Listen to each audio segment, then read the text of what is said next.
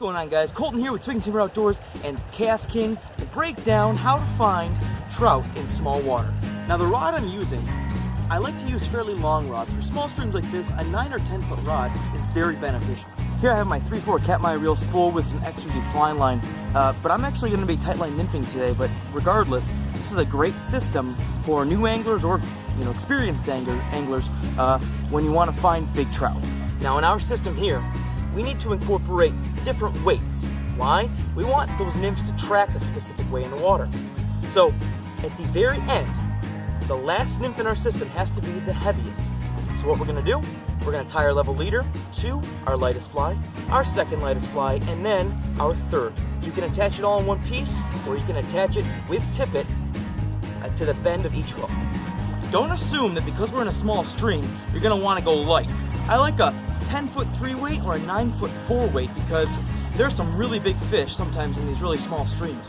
Now in fly fishing, the word retrieval might be a misnomer, but for video's sake, let's break down how we use tightline nymphing techniques while fly fishing. We're going to be using light tippet as our leader, and our rod, I like to have a fairly fast tip flex rod that's very sensitive so I can feel every tick and take from a fish. Now that we have our rig set up, we need to make sure that we utilize it properly.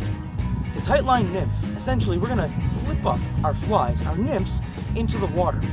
We're going to lead the nymphs just slightly, trying to make sure that they naturally float, with our either line or an indicator of some kind on the line.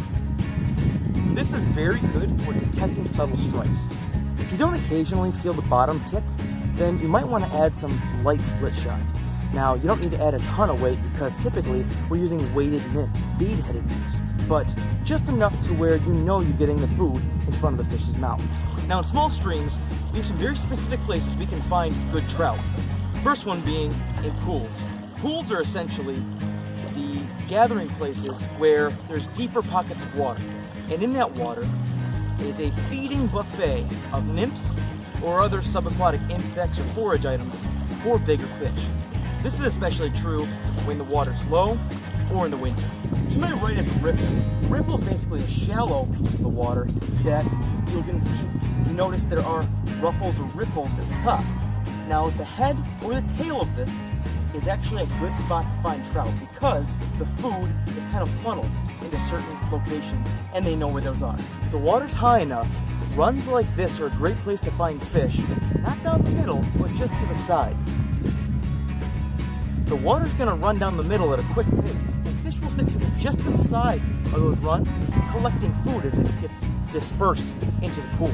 Another great place to find fish in small streams is just in front of, to the side of, or behind structure. Structure acts as a defense, as well as a source to stir up the water and create more oxygen. In addition, sitting behind the structure actually funnels the food to the fish. It makes sense, and smarter, bigger fish usually live there. One of my favorite places to find trout are undercut banks on bends of the stream. You notice behind me, the stream is moving faster towards the outside, and therefore it's going to cut underneath the bank. You'll find a lot of big fish there. I'm going to try this one.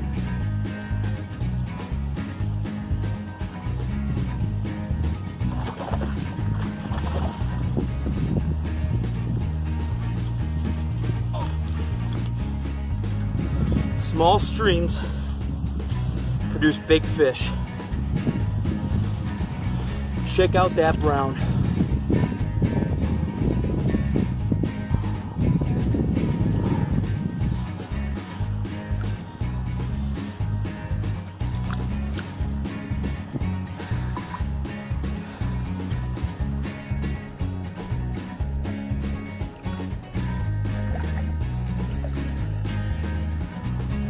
Hopefully you guys liked the video. If you did, give it a thumbs up. Subscribe to the channel. Check out the other videos in a playlist, either how-to videos. And remember guys, catch you guys on the flip side. Tight lines, and we're out.